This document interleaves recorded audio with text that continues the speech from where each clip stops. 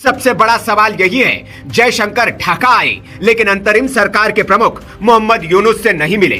क्या यह महज संयोग था या भारत का सोचा समझा कूटनीतिक संदेश? सोशल मीडिया पर हलचल तेज है, बांग्लादेशी मीडिया में सुर्खियां हैं। कुछ रिपोर्ट्स कहती है यूनुस सरकार हिंदू अल्पसंख्यकों की सुरक्षा को लेकर भारत की अपेक्षाओं पर खरी नहीं उतरी। तो क्या यह मुलाकात न होना भारत की नाराजगी का संकेत है? सब कुछ जो इन्होंने किया है इन्होंने इंडियंस ने, ये ऑप्टिक्स और देना चाहते हैं। वो वहां पे गए हुए थे बांग्लादेश से ताल्लुकात ठीक करने। वो वहां पे ये तासुर नहीं देना चाहते थे कि हमारे आपसे इतने भी हमको क्राइसिस पैदा करने नहीं आए हुए थे बांग्लादेश के अंदर। मैं ये कहूंगा कि शायद इस मौका पर ऐसे लगा कि वो चीज जो एक इवेंट था, एक लाजमी सी बात है कि एक डेथ के ऊपर ये सारे इकट्ठे थे, ये लोग जितने भी थे, तो वो ऐसे हम कह सकते हैं कि इस एक पिक्चर ने या इस एक हैंडशेक ने बिल्कुल उसको ओवरशैडो कर दिया। इससे आपको ये भी पता चलता है कि Jaishankar ji when he lands up there the relevance comes back into question and all these guys want the election, जो भी इलेक्शन होना चाहता है, they don't want Delhi in the room. तभी ये जो गालियां निकालते हैं so that Delhi stage far away, nothing else. They don't come inside in the middle of it. और भारत का भी कोई प्लान नहीं है यार इसके बीच में कोई क्यों घुसना।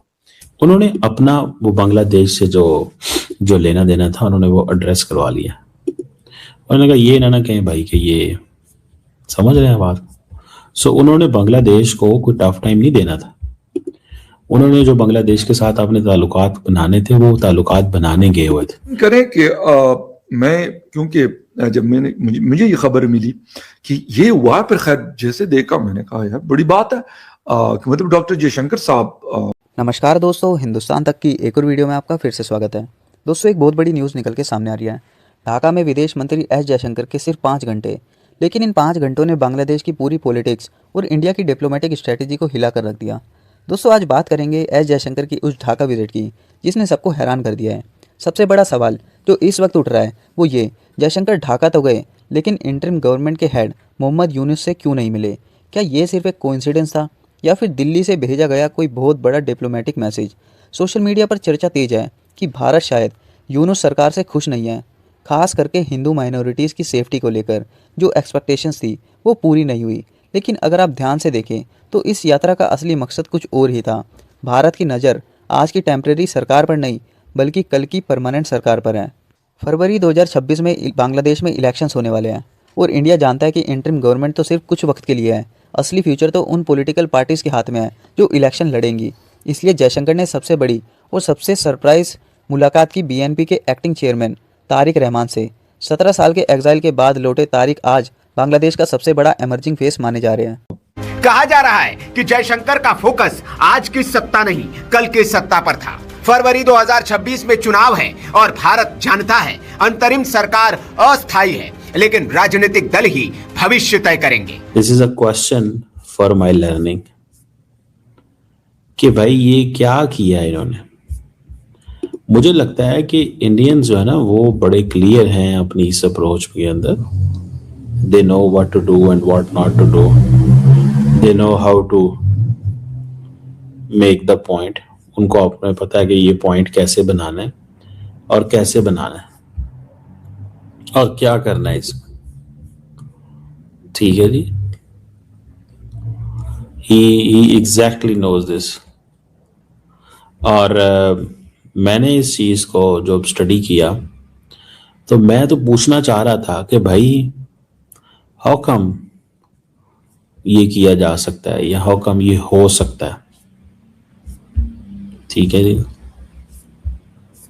ये कैसे हो सकता है, ये कैसे हुआ है कि बिलावल जो है उनको उसको इस वेलकम किया गया एंड ऑल दैट। बहरहाल मुझे तो ये लगा उस वक़्त कि ये सब कुछ जो इन्होंने किया है इन्होंने इंडियंस ने, ये ऑप्टिक्स और देना चाहते हैं। वो वहाँ पे गए हुए थे बांग्लादेश से ताल्लुकात ठीक करने। वो वहाँ पे ये तासुर नहीं देना चाहते थे कि हमारे आपसे इतने भी हमको क्राइसिस पैदा करने नहीं आए हुए थे बांग्लादेश के अंदर। उन्होंने अपना वो बांग्लादेश से जो जो लेना देना था उन्होंने वो एड्रेस करवा लिया। उन्होंने कहा ये ना कहें भाई कि ये, समझ रहे हैं बात। सो उन्होंने बांग्लादेश को कोई टफ टाइम नहीं देना था।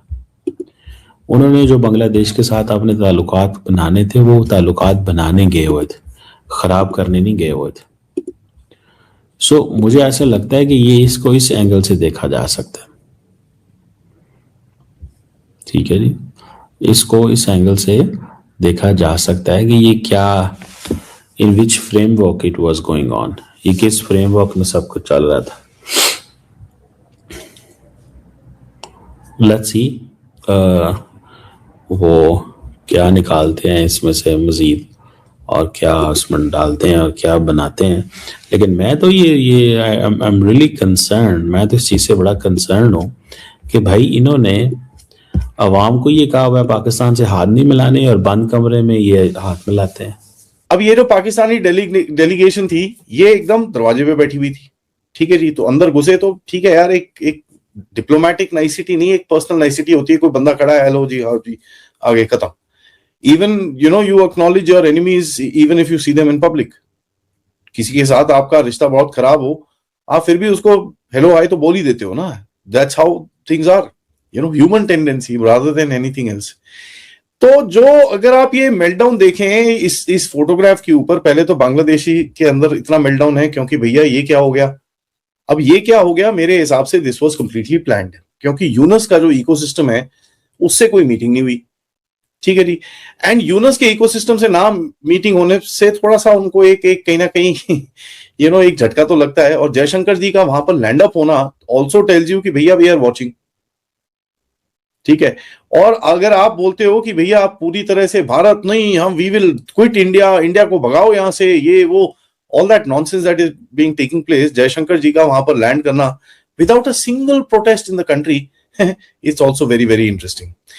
देखिए ये जो काफी हद तक सॉवरेनिटी, भारत हमारी सॉवरेनिटी पे पीछे पड़ रहा है, ये कर रहा है वो कर रहा है, तो काफी इन्होंने कोशिश करी ये सब करने की, but it didn't really work। एक नैरेटिव कहीं ना कहीं जो हार्डलाइनर बीएनपी वाले हैं और जमाते इस्लामी हैं वो एक नैरेटिव फैलाने की कोशिश कर रहे हैं इस टाइम पे कि यार हम ना India is not that relevant. और आप देखते हैं एनसीपी वालों को भी, भैया सेवन सिस्टर ये वो all that nonsense is there. So they are trying to basically say कि भैया India is a useless country, हम पैसे बंद कर देंगे इंडिया खत्म हो जाएगा। तो that's that kind of narrative that they are putting out.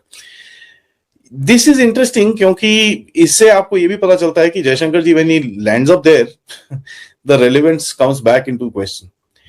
And all these guys want the election, जो भी इलेक्शन होना चाहता है, they don't want Delhi in the room. तभी ये जो गालियां निकालते हैं, so that Delhi stage far away, nothing else. They don't come inside in the middle of it. और भारत का भी कोई प्लान नहीं है यार इसके बीच में कोई क्यों घुसना। सबसे बड़ा मेरे को जो लगता है कि कहीं ना कहीं जहां रिएक्शन आया है इज द आईएसआई के जितने ये हैंडल्स है, कितने ये जो टट्टू ट्वीट कर रहे हैं, अगर आप देखेंगे वो मतलब इतने जर्नलिस्ट ने कॉपी पेस्ट करके एक दूसरे की ट्वीट्स को वहां पर डाल रखा है। ओ जी मीटिंग हैपेंड, ये वो and all that stuff. This was done on purpose, ठीक है। This was done by the Bangladeshis on purpose, क्योंकि इससे कहीं ना कहीं जो एक इंडिया बांग्लादेश का नैरेटिव है उसको थोड़ा सा साइडलाइन करके they bring in Pakistan into the whole game. इनका एक वो है कि भैया यार because they know they can't bloody handle India on his own, तो भैया पाकिस्तान को बीच में लेके आओ ताकि will be able to do this. And एक फोटो डाल दो, देखो जी ये हो रहा है जी, वी आर ट्राइंग टू। दोस्तों यहाँ पर इंडिया ने अपनी असली गेम दिखाया। जयशंकर ने तारिक रहमान को पीएम नरेंद्र मोदी का एक पर्सनल लेटर सौंपा। ये सिर्फ एक शोक संदेश नहीं था बेगम खालिदा जिया के निधन पर, बल्कि ये एक फ्यूचर रोड मैप था। पीएम मोदी ने अपने खत में बेगम जिया के लीडरशिप की तारीफ की और एक बहुत ज़रूरी लाइन लिखी कि आपके नेतृत्व में भारत बांग्लादेश रिश्तों की एक नई शुरुआत होगी। सोचिए, एक वक्त था जब 2001 से 2006 के बीच बीएनपी के साथ इंडिया के रिश्ते काफ़ी तनावपूर्ण थे, लेकिन आज इंडिया प्रैक्टिकल पॉलिटिक्स की राह पर है। पुराने मतभेद भुलाकर नए सिरे से दोस्ती की कोशिश की जा रही है। सिर्फ तारीख ही नहीं, जयशंकर ने law minister doctor Asif Nazrul और नेशनल सिक्योरिटी एडवाइज़र और खलील उर रहमान से भी मुलाकात की। मतलब पॉलिटिक्स, लॉ और सिक्योरिटी तीनों मोर्चों पर इंडिया ने अपनी बात टेबल पर रख दी है। इंटरेस्टिंगली वहीं पर पाकिस्तान के नेशनल असेंबली स्पीकर से भी उनकी एक फॉर्मल मीटिंग हुई, जिसे भले ही कोर्टसी कॉल कहा गया हो, लेकिन जियोपॉलिटिक्स में कुछ भी बिना वजह नहीं होता। आपको क्या लगता है, क्या भारत का ये बदला हुआ स्टैंड सही है क्या तारिक रहमान के साथ दोस्ती इंडिया के लिए फ़ायदेमंद होगी? कमेंट सेक्शन में अपनी राय जरूर बताइए और अगर वीडियो पसंद आई तो लाइक और सब्सक्राइब करना मत भूलना।